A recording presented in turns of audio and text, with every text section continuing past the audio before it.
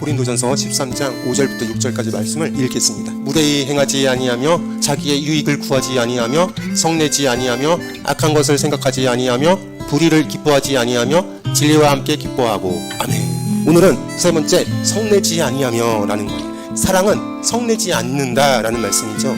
성은 다른 말로 화예요. 화를 내지 않는다라는 것이거든요. 우리 주위에 보면 욱하는 성질 가지고 있는 분 많죠. 밥상머리를 한 번에 막 집어엎는 분들 많죠. 근데 이런 분들 특징이 있는데 꼭 화내고 후회하고 화내고 후회하고 하더라고요. 화가 문제입니다. 근데 사랑하면 이 화를 잠재울 수 있고 절제할 수 있고 조종할 수 있는. 근데 이 화를 어떻게 그렇게 절제하는지 어려워요. 왜 어렵냐면 누구나 갖고 있는 감정 중에 희로애락이 있거든요. 그 희로가 분노예요. 기뻐하고 분노하고 슬퍼하고 좋아하는 것이 누구나 가지고 있는 감정이에요. 그래서 이 감정 자체는 죄냐 죄가 아니냐 그걸 따질 필요가 없어요. 다 가지고 있는 감정인데요. 기뻐하고 분노하고 슬퍼하고 좋아하는 것은 다 누구나 갖고 있기 때문에 감정 자체가 옳고 그르냐의 그런 문제가 아니에요. 감정이 죄냐 죄가 아니냐 그런 문제가 아니란 말이에요. 그냥 기뻐하는 거죠. 그냥 슬퍼하는 거고 그냥 분노하는 거잖아요.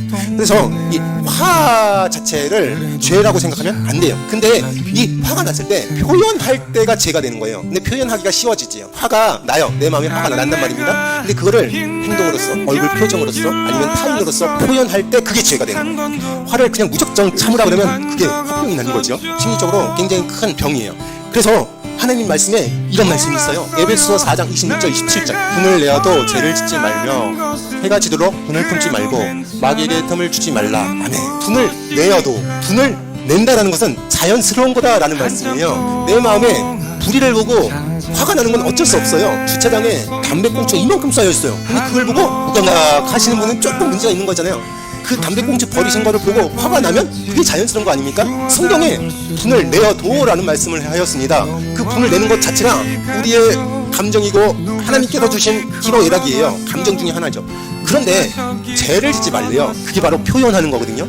표현할 때 절제의 미가 있어야 되고 잘 다스려야 됩니다. 분을, 화를, 성을 내어도 죄를 짓지 않게 하라는 거예요. 그리고 해가 지도록 분을 품지 말라라고 말씀했습니다.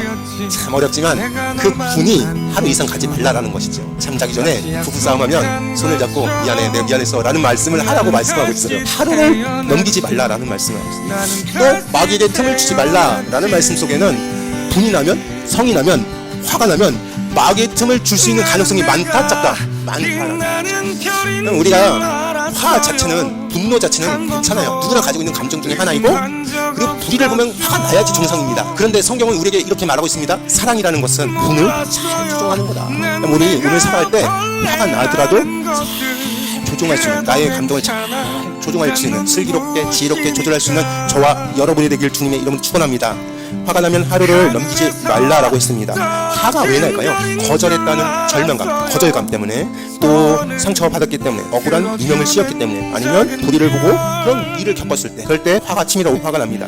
그런데 오늘 고린도전서 13장에 보면은 사랑이라는 것은 그 화와 함께 잘 빠져나와야 되는 거예요. 화가 났을 때 그때 조절하고 그 화에서부터 잘 빠져나오는 것이 진정한 사랑이다.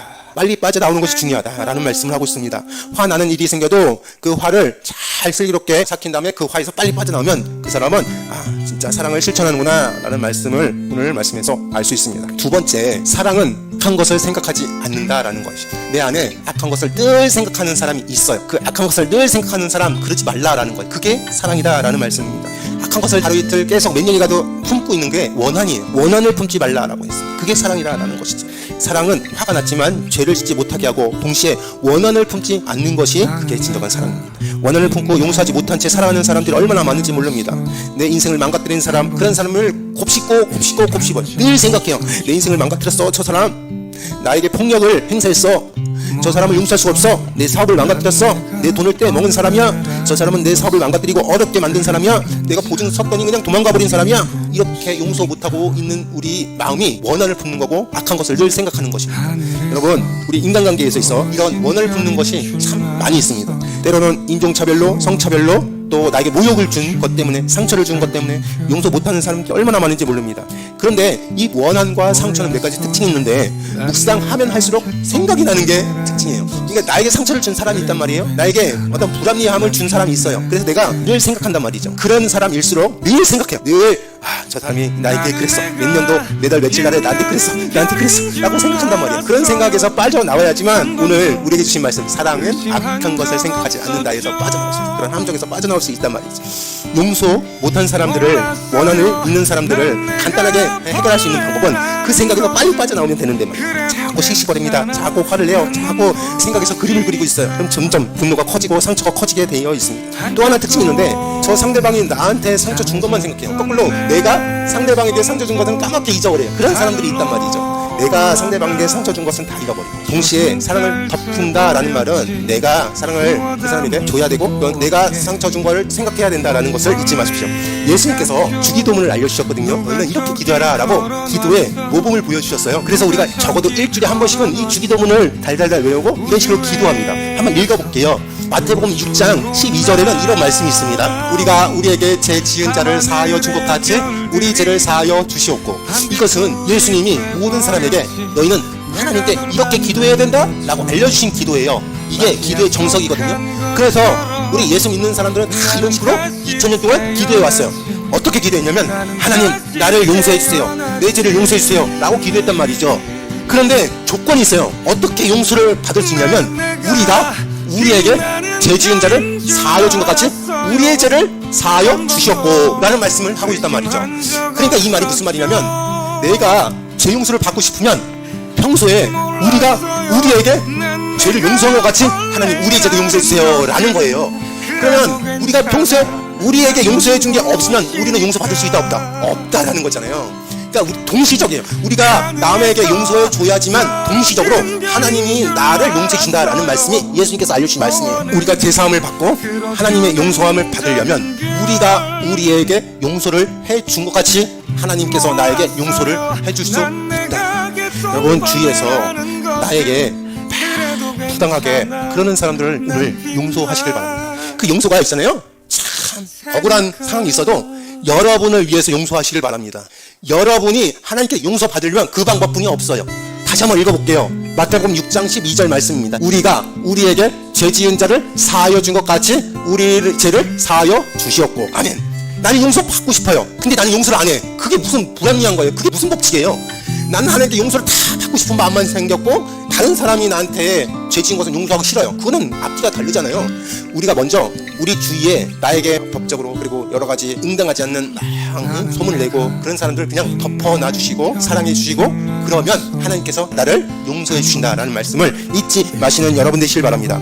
용서해 준 경험이 용서받을 수 있다라는 거예요. 다시 한번, 우리가 다른 사람에게 우리가 우리에게 용서해 준 경험이 있을 때 하나님은 우리에게 뭘 주신다? 용서해 주신다. 원한을 품지 않는 저와 여러분이 되길 주님의 이름으로 축원합니다. 다시 한번 읽어볼게요. 고린도전서 13장 5절 6절. 무례히 행하지 아니하며 자기의 유익을 구하지 아니하며 성내지 아니하며 악한 것을 생각하지 아니하며 불의를 기뻐하지 아니하며 진리와 함께 기뻐하고. 아멘. 이제 마지막이에요. 불의를 기뻐하지 아니하며 진리와 함께 기뻐하고. 여러분, 우리의 감정은 참 신기합니다. 변화무쌍한 게 우리의 감정이에요. 참 하루에도 흐렸다 겠다 막 복잡해요. 이 말 했다 저 말 했다. 우리의 감정이요. 우리의 감정이 자꾸 변화되는 게 참 종잡을 수가 없습니다. 그래서 나중에는 이게 너무 변화무쌍한 사람들 보면, 아, 저 사람 인격이 좀 이상한가? 저 사람 조금 조증? 조울증? 그런 게 있다라고 생각합니다. 비인격자다라고 생각합니다. 근데 그 감정의 변화는 많지만 진리는 변하지 않아요. 진리는 기준이 딱 잡혀 있습니다. 사랑이란 무엇이냐? 사랑은 불의를 기뻐하지 않고 또 진리와 함께 기뻐한다라는 말씀을 하고 있습니다. 불의를 기뻐하지 않는다라는 것은 정의에 대해서 말할 수 있다라는 것이죠. 불의에 대해서 막 분노할 수 있다라는 말씀이에요. 사랑은 남의 불행을 기뻐하지 않습니다. 사랑은 남의 잘못된 것을 기뻐하지 않고요. 사랑은 거짓말을 기뻐하지 않습니다. 동시에 진리와 함께 기뻐한다라는 것이죠. 사탄이 승리하는 것을 기뻐하지 않습니다. 불법이 승하는 것을 기뻐하지 않습니다. 악이 판치는 것을 기뻐하지 않습니다. 진리와 함께 기뻐하고 정직과 함께 기뻐하고 이로운 것과 함께 기뻐하고 좋아하고 남의 행복을 기뻐하는 그런 사랑이 바로 우리에게 말해주고 있는 사랑의 의미예요. 여러분, 진리와 함께 기뻐한다라는 것은 하나님 말씀과 함께 기뻐한다라는 것, 하나님 말씀과 함께 기뻐하실 수 있게 되기를 주님의 이름으로 축원합니다. 오늘 참 많은 것을 배웠지만 여기서 여러분이 가지고 있을 한 가지 진리를 가져가시길 바랍니다. 장착하시고 하시길 바랍니다.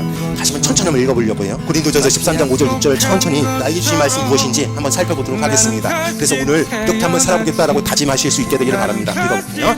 시작. 무례히 행하지 아니하며 자기의 유익을 구하지 아니하며 성내지 아니하며 악한 것을 생각하지 아니하며 불의를 기뻐하지 아니하며 진리와 함께 기뻐하고. 아멘. 여러분, 사랑 많이 합시다. 사랑 많이 합시다. 사랑이 없으면 우리의 존재도 없는 것이다 라고 말씀하고 있습니다. 사랑이 최후 승리 때까지 영원히 남는 것이 사랑이에요.